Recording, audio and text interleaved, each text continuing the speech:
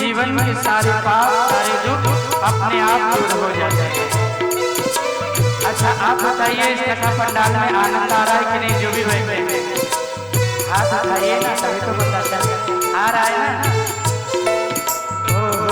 दयालु श्याम जी मेरे, दयालु श्याम जी मेरे, दयालु श्याम जी मेरे, दयालु श्याम जी मेरे, हरेंगे कष्ट सब तेरे, हरेंगे कष्ट सब तेरे, हरेंगे कष्ट सब तेरे, हरेंगे कष्ट सब तेरे, हरेंगे कष्ट सब तेरे, हरेंगे कष्ट सब तेरे।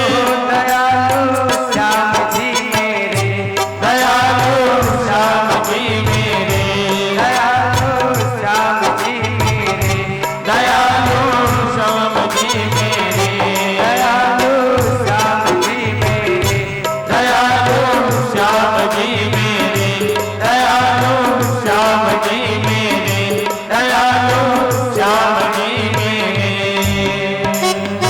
बोलिए राधा कृष्ण भगवान की जय हो। राधे राधे। राधे। और जोर से बोलना पड़ेगा, और जरा जोर से, यहाँ तक आवाज आनी चाहिए आपकी, तभी तो पता लगेगा। राधे राधे, और जरा जोर से। राधे। अभी थोड़ा आनंद आया। आज उत्तरा जी दुनिया के सामने नहीं गई, भगवान के सीधे चरणों में प्रार्थना किया है। पाहि पाहि महायोगिन देव देव जगतपते। हे प्रभु दुनिया के स्वामी आप हो, जब जब जीवों पे संकट आया है, जो भी आपकी शरण में आया है, आपने उसकी नैया को किनारे जरूर लगाया है। हे गोविंद मैंने सुना है जो भी अपने काम को अपने धाम को छोड़कर एकमात्र आपका सहारा लेते हैं, आप उनका कभी त्याग नहीं करते हो। इसलिए मैं भी आपकी शरण में आई हूँ, मेरी भी रक्षा कीजिए। सुनकर भगवान को हंसी आ गई, भगवान मुस्कुराए हैं। उत्तरा के सामने प्रभु ने कहा है, हे उत्तरा, जब अभिमन्यु महाभारत के युद्ध में वीर गति को प्राप्त हुआ, अभिमन्यु को जलाया जाने लगा, तो तू दौड़ी दौड़ी आई और कह रही थी कि मैं भी अपने पति के साथ सती हो जाऊंगी। जब मेरा पति मर गया तो मुझे जीने का कोई अधिकार नहीं है। जब जब तेरा पति मरा था तो तू मरने को तैयार हो रही थी, आज तेरे जीवन पे संकट आया तो तू जिंदा रहने की प्रार्थना कर रही है, अपने जीवन की भीख मांग रही है मुझसे। भगवान ने कहा तो उत्तरा खड़ी हो गई हाथ जोड़ के, बोले नहीं गोविंद, नहीं नाथ, हम अपने जीवन को नहीं मांग रहे हैं। बोले फिर? बोले बात बहुत बड़ी है, पांडवों का सारा वंश नष्ट हो गया है, अब ये अंतिम वंश बचा हुआ है, यदि ये भी नष्ट हो गया तो दुनिया के लोग आपकी हंसी उड़ाएंगे।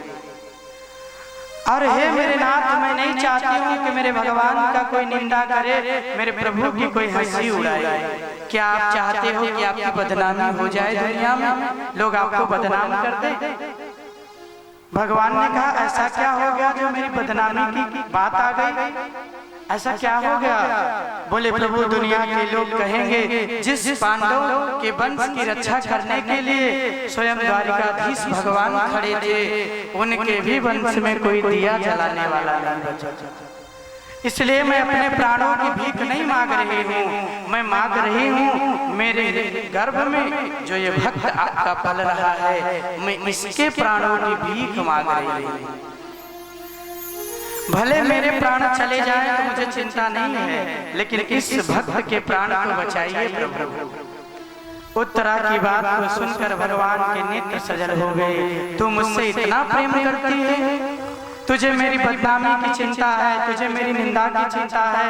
बोले प्रभु जो सच्चे सेवक होते हैं उनका केवल एक ही काम होता है, अपने प्रभु की सच्ची सेवा करना, उनका और कोई काम नहीं होता है। दुनिया के लोग छूट जाएं तो ठीक है, इट्स ओके, कोई चिंता नहीं है, लेकिन फिर भी मेरा परमात्मा मुझसे नहीं छूटना चाहिए।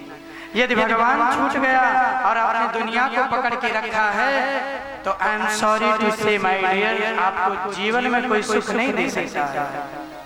जीवन में आपको दुख ही दुख मिलेगा। जिसने भगवान को पुकारा है, जिसने भगवान को अपना बना लिया है, उसी के जीवन का दुख दूर हुआ है।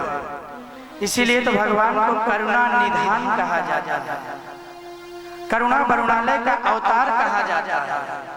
गोपियां भगवान से प्रार्थना करती हैं।